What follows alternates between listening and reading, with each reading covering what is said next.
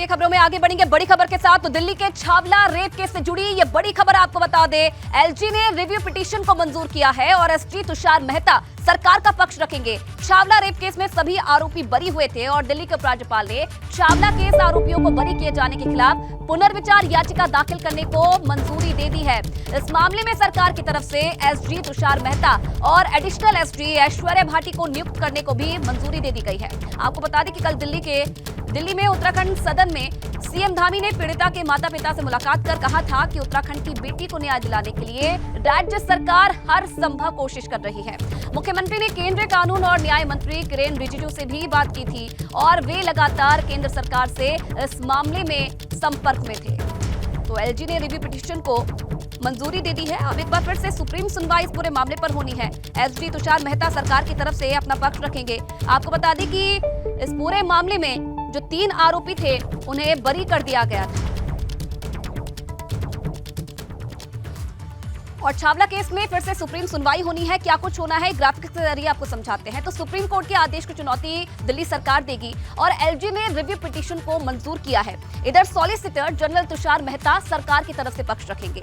Additional SG Aishwarya Bhati को नियुक्त करने की मंजूरी भी दे दी गई है और छावला रेप केस में जो सभी आरोपी थे उन्हें बरी कर दिया गया था। 7 नवंबर को सुप्रीम कोर्ट ने गैंगरेप और हत्या के आरोपियों को बरी किया था, जिसके बाद लगातार ये मांग की जा रही थी कि आरोपियों को बरी नहीं करना चाहिए था और पीड़िता को न्याय दिलाने के लिए जगह जगह प्रदर्शन किया जा रहा था। मुख्यमंत्री से परिजनों ने मुलाकात की है और मुख्यमंत्री की तरफ से भी ये आश्वासन दिया गया है कि राज्य सरकार की तरफ से हर संभव जो मदद है वो उपलब्ध करवाई जाएगी परिजनों को। तो देखिए, वही छावला केस में पुनर्विचार याचिका पर पूर्व मुख्यमंत्री त्रिवेंद्र सिंह रावत का भी बयान सामने आया है। उन्होंने इसका श्रेय राज्यसभा सांसद अनिल बलूनी को दिया है। त्रिवेंद्र रावत ने कहा कि उत्तराखंड की बेटी को न्याय दिलाने के लिए हम सभी प्रयास करने की जरूरत है।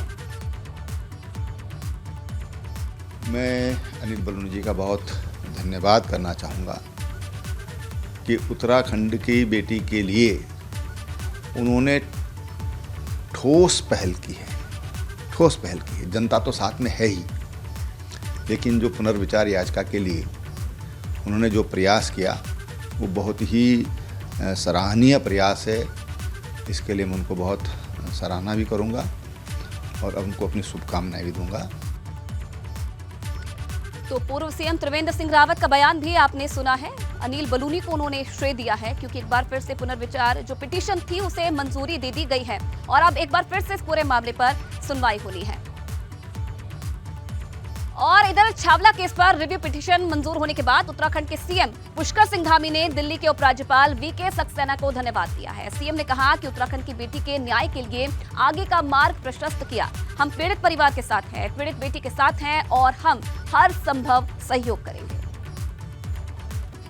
मैं दिल्ली के लेफ्टिनेंट गवर्नर सक्सेना जी को बहुत धन्यवाद करना चाहता हूं कि उन्होंने एक हमारे पूरे उत्तराखंड की बेटी, पूरे देश की बेटी, उसके न्याय के लिए उन्होंने आगे का मार्ग प्रशस्त किया है। निर्णय लिया है कि सरकार जो है उस केस को लड़ेगी और हम सभी लोग उस पीड़ित परिवार के साथ हैं, पीड़ित बेटी के साथ हैं।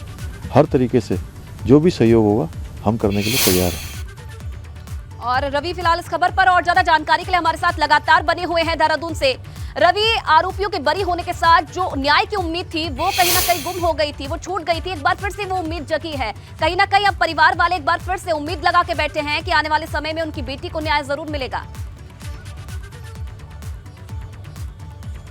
निश्चित तौर पर आयुषी, देखिए, न्याय की जो उम्मीद एक बार खत्म हो गई थी वो उम्मीद एक बार फिर से जग गई है और आज जिस तरीके से पुनर्विचार याचिका दायर होगी उसके बाद देखना होगा कि इस केस में अब आगे किस तरीके से जाता है। लेकिन अगर देखा जाए तो जिस तरीके से 2012 और इन 10 सालों बाद जिस तरीके से निर्णय सुप्रीम कोर्ट का आया उससे सभी लोग आहत भी थे और कहीं ना कहीं गुस्सा और आक्रोश भी था कि इस जघन्य अपराध में किस तरीके से तीनों आरोपियों जो है बरी हो गए हैं। तो ऐसे में अब देखना होगा कि पुनर्विचार याचिका के बाद किस तरह ये मामला जाता है। लेकिन इसमें अगर खासतौर पर बात की जाए तो जिस तरीके से पुनर्विचार याचिका को दायर करने की अनुमति भी हो गई है और इसके साथ ही साथ जो एसजी हैं और उसके साथ जो एडिशनल एसजी हैं, इन दोनों को जिम्मेदारी भी दे दी गई है।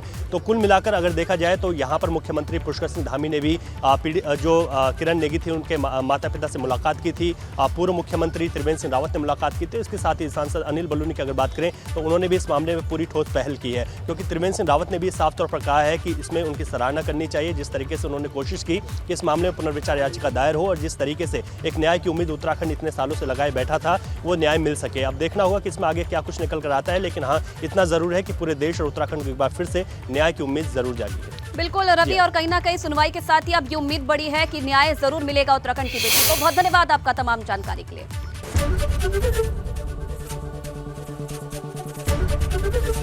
एबीपी गंगा, खबर आपकी, जुबान आपकी।